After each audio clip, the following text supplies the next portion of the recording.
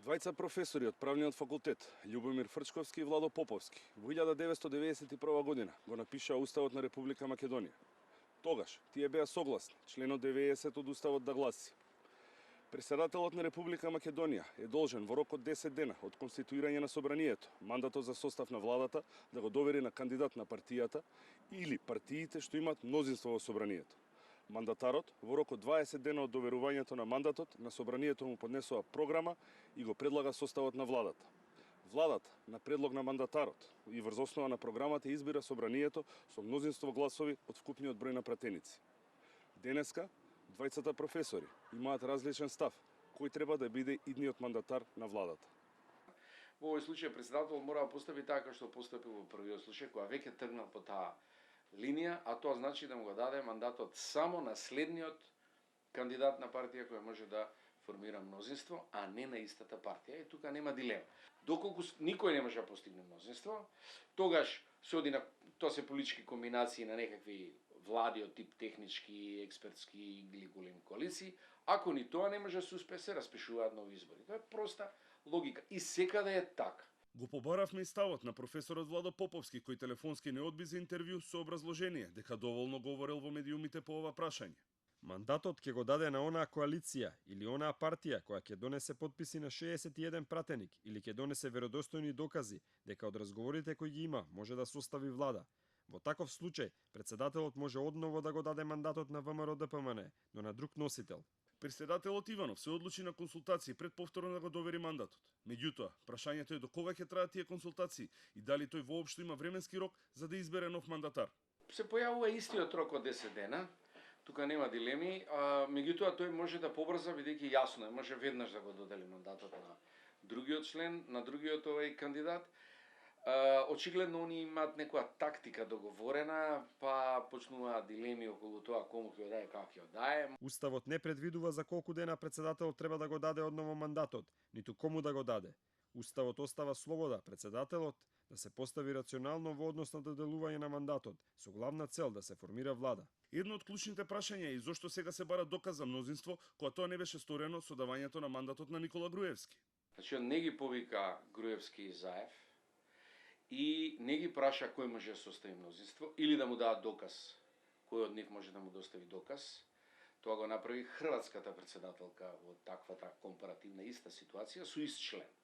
Значи, тоа би било во ред ако се случи од почеток, така и треба.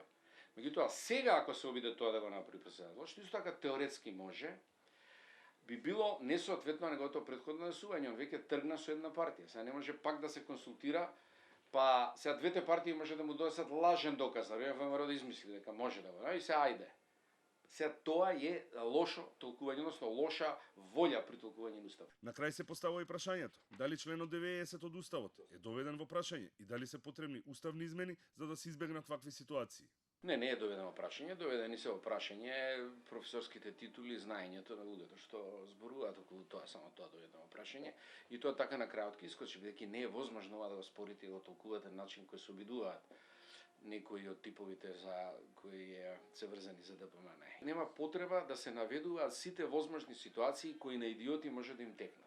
Значи, не можете така да направите членот. Не можете да почнете сега членот 90, треба да биде од 50 реда, бидејќи сите возможни глупости можеме да ги стрпиме и да ги предвидиме. Тоа така не се прави. Многумина сега се повикуваат на 1992 година, кога лидерот на ВМРО ДПМН Лјупчо Георгиевски го врати мандатот и воопшто не се обиде да состави влада, а председателот Глигоров го додели на Петар Гошев од СКМ ПДП, кој исто така го одби. Тогаш изборот падна на Бранко Црвенковски, која состави владата. Централното прашање е дали тогаш се направило преседан и сега тој преседан дали може да им послужи на луѓе во власта да манипулираат со доделување на мандатот на втората партија по големина. Не постои никаков преседан, не постои никаква повреда на Уставот и на законите од тоа време. Мандатот го вратив како личност. Мандатот не можеше да биде доделен повторно на друга партија, затоа што Социјалдемократскиот сојуз беше единствениот кој што можеше да формира мнозинство од 61 пратеник. За прв пат во историјата на самостојна Македонија, мандатарот избран од претседателот на државата не успеа да го обезбеди неопходното мнозинство и да состави влада.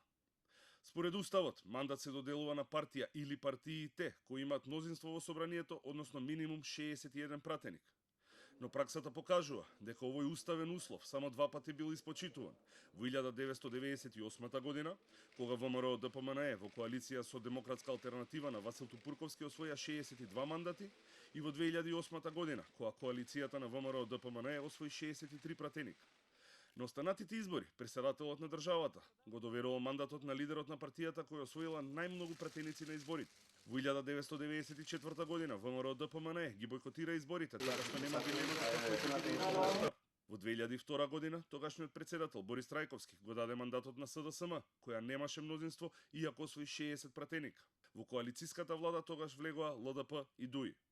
На изборите во 2006 година, тогашниот претседател Бранко Црвенковски го даде мандатот на Никола Груевски со освоени 45 пратеника, кој пак формираше широка владина коалиција со партиите ДПА, НСДП, ДОМ, ПЕИ, а подоцна и ПДП. Во 2011 година со освоени 56 мандати, Груевски немаше мнозинство, но повторно го доби мандатот од Иванов за состав на влада. И во 2014 година, кога ВМРО ДПМНЕ освои 61 пратеник, но немаше мнозинство поради тројцата пратеници од диаспората, мандатот го доби оваа партија. Формираа влада со стариот партнер од албанскиот блок, ДУИ.